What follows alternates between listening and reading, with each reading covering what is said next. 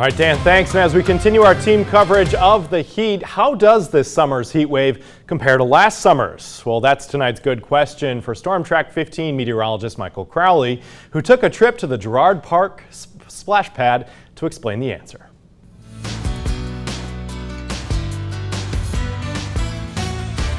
While temperatures continue to soar here in Acadiana, we are now visiting one of the glorious inventions of the world, which is a splash pad, this one in Girard Park.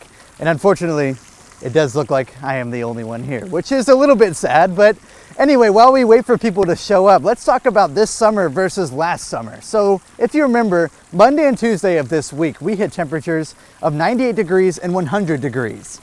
But if you compare those dates to last year, where we had the record-setting drought and the hottest temperature ever recorded in Lafayette, we had 102 degrees on both of those days. So while it seems really hot outside, it's still nowhere near as hot as what last year was. So what's the difference? Why is it so hot last year versus this year?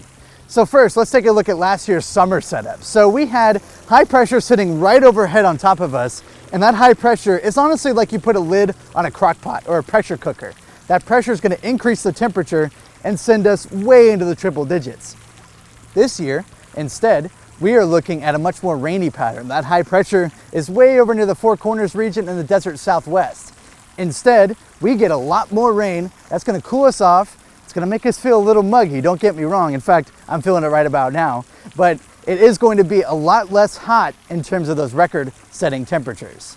So if you're asking the question, are we setting these record temperatures yet? Not yet, unless we get some very dry air, just like we did in 2023. Now, if you want to see a good question of your own answered here on News 15, scan this QR code that you're seeing next to me. That'll send you over to my email, mcrowley@kadn.com. I can answer all the good questions that you have for me there.